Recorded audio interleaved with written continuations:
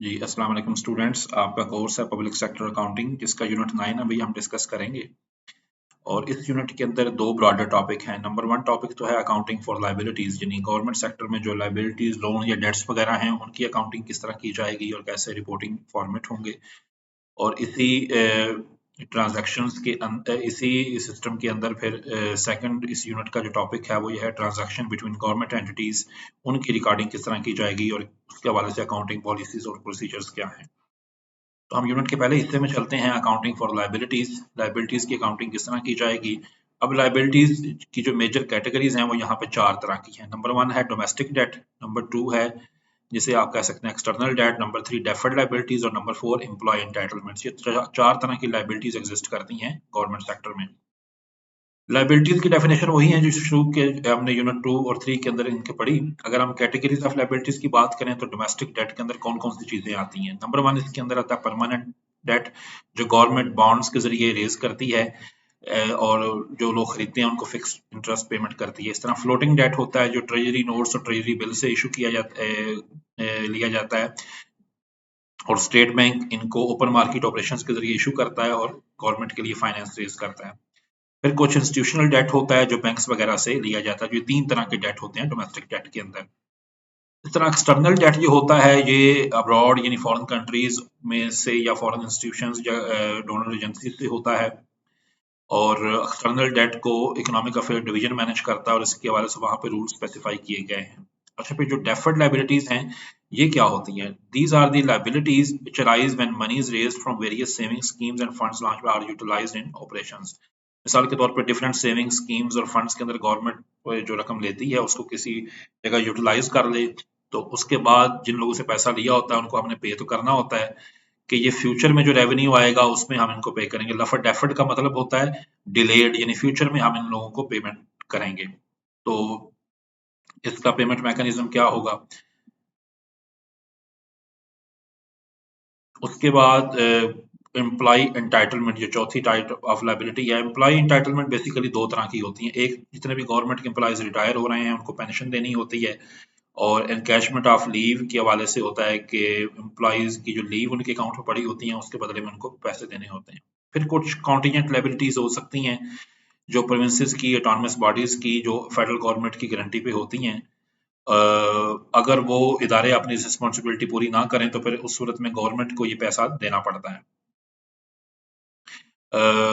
इनको भी लाइबिलिटीज के रजिस्टर में ही एंटर किया जाता है। जैसे एसेट्स का रजिस्टर है, लॉसेस का रजिस्टर है, इस तरह लाइबिलिटीज का भी रजिस्टर एक मेंटेन किया जाता है। इसके हवाले से जर्नल पॉलिसीज क्या है जी, कि जो भी मनी रिसीव की जाए must be recorded as the capital receipt in federal और प्रोविंशियल कंसोलिडेटेड फंड के अंदर। डेट सर्विसिंग कास्ट उसकी जो होती है जैसे इंटरेस्ट वगैरह वो चार्ज आइटम के तौर पे यानी एक्सपेंस आइटम के तौर पे दर्ज की जाएगी। In case of foreign loans obtained जो ऑटोनमस बॉडीज एजेंसीज को मिलें तो जो डिफरेंस होता है उसको भी इंटरेस्ट के तौर पे हमने रिकॉर्ड करना होता है। कैश ट्रांजैक्शन जो लायबिलिटी के हवाले से अराइज हो रही हैं जैसे लोन रिसीट्स या पेमेंट या उनको सब लेजर और जर्नल लेजर में रिकॉर्ड करेगा जो डिस्ट्रिक्ट अकाउंटिंग ऑफिस है, एजी ऑफिस है, एजीपीआर ऑफिस है। इसकी भी अकाउंटिंग एंटिटी स्पेसिफाई की जाएगी। बैंक अकाउंट को डेबिट किया जाएगा और क्रेडिट किया जाएगा कैपिटल रिसीट्स को, यानी जो लोन मनी रिसीव हो रही है। और जब इसका इंटरेस्ट पे किया जाएगा तो interest expenditure debit, loan principal amount जो रीपे की जाएगी वो भी डेबिट और बैंक अकाउंट क्रेडिट जिसके जरिए रीपे हम कर रहे हैं। फर्दर इसके अकाउंटिंग प्रोसीजर्स तफसील से भी लिखे हुए हैं कि लोन रिसीव्स जब अराइज हो रहे होते हैं मिसाल के तौर पे तो उसको एक्चुअली हम वर्कआउट किस तरह करते हैं। पाकिस्तान का वैसे जो स्टेट का सिस्टम है कि पाकिस्तान में नेशनल बैंक ऑफ पाकिस्तान की एक ब्रांच न्यूयॉर्क में है, तो जितने हमें एक्सटर्नल लोन मिलते हैं यानी दूसरे मुल्कों या डोनर एजेंसी से वो नेशनल बैंक की न्यूयॉर्क ब्रांच में क्रेडिट होते हैं। वहां से फिर वो नेशनल बैंक के हेडक्वार्टर कराची में क्रेडिट होते हैं और फिर आगे गवर्नमेंट तक वो रिपोर्ट हो रहे होते हैं और मिनिस्ट्री ऑफ फाइनेंस उनको यूटिलाइज कर सकती है। लोन रीपेमेंट्स के हवाले से भी सारा तरीकाकार बताया गया कि लोन रीपेमेंट का तरीकाकार क्या होगा और उसका क्या शेड्यूल तय किया जाएगा। जो लोन रीपेमेंट होता है उसमें फिर बताया जाता है कि लोन रीपेमेंट का शेड्यूल क्या होगा, अमाउंट कितनी पे करेंगे, प्रिंसिपल और इंटरेस्ट, फीस और चार्जेस क्या होंगे, करेंसी कितनी होगी और एक्चुअल पेमेंट डेट्स क्या हैं। तो ये सारा लोन अमोर्टाइजेशन शेड्यूल जिसे हम कहते हैं कॉर्पोरेट सेक्टर में, यानी लोन वापस करने का जो तरीकाकार होता है या शेड्यूल होता है वो तय किया जाता है और उसके मुताबिक ही फिर पेमेंट्स की जाती हैं। डेफर्ड लायबिलिटीज के हवाले से क्या होता है कि जो डिफरेंट फंड डिपॉजिटर्स के हम लोगों ने लिए होते हैं उसका भी फिर तरीकाकार है, अकाउंटिंग ऑफिस में उनकी रिकॉर्डिंग किस तरह करनी है ये भी डिस्क्राइब किया गया है। एम्प्लॉय एंटाइटलमेंट के हवाले से जैसे मैंने बात की, प्रोविडेंट फंड है या जो लीव्स हैं या पेंशन रिकॉर्ड है उसकी भी रिपोर्टिंग की जाएगी और लाइबिलिटी रिकॉर्ड को फिर रिकंसाइल किया जाएगा। लाइबिलिटीज की रिपोर्टिंग की अगर मैं बात करूं तो एनुअल अकाउंट्स के अंदर पब्लिक डेट को रिपोर्ट किया जाएगा, डेफर्ड लाइबिलिटीज को रिपोर्ट किया जाएगा। अच्छा, इस यूनिट का जो दूसरा हिस्सा है ट्रांजैक्शन बिटवीन गवर्नमेंट एंटिटीज, इसको हम देखते हैं। बाद दफा मिसाल के तौर पे गवर्नमेंट के दो इदारे आपस में ट्रांजैक्शन कर रहे होते हैं, उस सूरत में हमने उसको रिकॉर्ड कैसे करना है। तो बेसिकली जो types of transaction between government entities होती हैं ये दो तरह की हो सकती हैं। एक तो ये है परचेज ऑफ गुड्स और सर्विसेज और receipt of income by one government entity acting as agent for other. इस तरह दूसरी होती है provision of services by one government entity to other entity. तो या तो गुड्स एंड सर्विसेज हम रिसीव कर रहे होते हैं या फिर हम सिर्फ सर्विसेज वगैरह रिसीव कर रहे होते हैं। तो उस सूरत में ट्रांजैक्शंस कैसे करनी है। दो प्रिंसिपल टाइप्स जो ट्रांजैक्शंस की हैं, मिसाल के तौर पे departments in the same government, मतलब प्रोविंशियल गवर्नमेंट की दो डिपार्टमेंट आपस में डील कर रहे हैं वो इंटर डिपार्टमेंट्स हैं। बाद दफा होता ये है कि गवर्नमेंट, फेडरल गवर्नमेंट और प्रोविंशियल गवर्नमेंट के कुछ डिपार्टमेंट्स आपस में डील कर रहे हैं।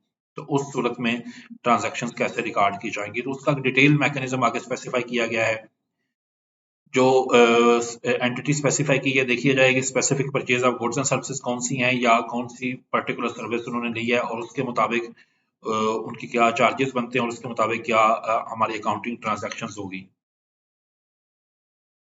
अब प्रोविजन ऑफ सर्विसेज के हवाले से है कि provision of services should be set down in the supply service agreement between the entities. A government entity shall not charge other government entity for services unless directed by the ministry of finance. यहाँ पे ये जरूरी rule है क्योंकि दोनों ही government की entities हैं। अब ऐसा नहीं गवर्नमेंट का एक डिपार्टमेंट दूसरे डिपार्टमेंट को चार्ज कर रहा हो, और अगर मिनिस्ट्री ऑफ फाइनेंस की इजाजत से वो चार्ज कर सकते हैं कि एक गवर्नमेंट के डिपार्टमेंट को दूसरे गवर्नमेंट का डिपार्टमेंट, लेकिन उसके लिए जब सर्विस के लिए आप रिक्वेस्ट करेंगे तो उसके लिए पहले आपको मुतलका अथॉरिटी से अप्रूवल लेनी होगी। फिर इसके मोड ऑफ पेमेंट भी स्पेसिफाई किए गए हैं। इंटर एंटिटी रिसीट्स को किस तरह रिकॉर्ड करेंगे, कौन से अकाउंट के अंदर वो जाएगी। इंटर एंटिटी एक्सपेंडिचर्स को कैसे रिकॉर्ड करेंगे, एक्सपेंडिचर्स के अंदर उनकी एंट्री होगी। एक्सचेंज अकाउंट्स जो होते हैं, फिर सेटलमेंट अकाउंट बनाए जाते हैं। सेटलमेंट्स अकाउंट जो होते हैं वो इस तरह गवर्नमेंट एंटिटीज की जो आपस में ट्रांजैक्शंस हैं उसके हवाले से बनाए जाते हैं और ये एनुअल एक स्टेटमेंट इसकी बनाई जाती है। इस तरह जो हमारी ट्रांजैक्शंस फॉरेन गवर्नमेंट्स के साथ हो रही होती हैं उनको भी रिकॉर्ड किया जाता है और उनकी भी समराइज वे में एनुअल अकाउंट्स में प्रिपरेशन की जाती है। इसके हवाले से यहाँ पे ट्रांजैक्शंस की डिटेल भी दी गई है कि इंटर एंटिटी अगर ट्रांजैक्शंस हो रही हैं तो उनको हमने अकाउंटिंग में डेबिट और क्रेडिट की लैंग्वेज में किस तरह करना है। जैसे फेडरल अकाउंट्स में कैसे दर्ज करना है, तो फेडरल और प्रोविंशियल सेटलमेंट अकाउंट होगा डेबिट और क्रेडिट कर देंगे चेक अकाउंट को। इस तरह प्रोविंशियल गवर्नमेंट का जो अकाउंट होगा उसमें भी सेटलमेंट अकाउंट के नाम से एक अकाउंट काम कर रहा होगा। तो इस तरह ट्रांजैक्शंस को जी रिकॉर्ड किया जाएगा और फिर उनके डिटेल्ड प्रोसीजर्स आगे डिस्कस किए गए हैं, ये आप लोग देख लीजिएगा। तो ये आपका यूनिट 9 कंप्लीट हो गया, ये सिलेबस आपका कंप्लीट है जी इस सब्जेक्ट का। अब आपने इन सारे यूनिट्स को गो थ्रू करना है, इनकी रीडिंग अच्छी तरह करें। इस सब्जेक्ट के अंदर तीन मेन चीजें हैं। सबसे पहले तो कॉन्सेप्ट्स की डेफिनेशंस हैं वो उनको अच्छी तरह करें। नंबर 2 प्रिंसिपल्स ऑफ या मेजर अकाउंटिंग पॉलिसीज दी गई हैं कि ये काम किस तरह होंगे डिफरेंट अकाउंटिंग ट्रांजैक्शंस के इन पब्लिक सेक्टर बॉडीज। और तीसरे नंबर पे प्रोसीजर्स दिए गए हैं कि 1 2 3 4 स्टेप्स क्या होंगे। तो ये तीन तरह के मेन टॉपिक्स इस सब्जेक्ट में डिस्कस किए गए हैं, उनको अच्छी तरह पढ़ें, गो थ्रू करें। और ये पब्लिक सेक्टर के कभी भी अकाउंटिंग ऑफिस में कुछ जॉब्स आ जाती हैं तो ये आपके लिए बहुत हेल्पफुल होंगे जी। इसके हवाले से मजीद भी आपका कोई सवाल हो तो आप कमेंट सेक्शन में कर सकते हैं या ईमेल के जरिए पूछ सकते हैं। बहुत शुक्रिया।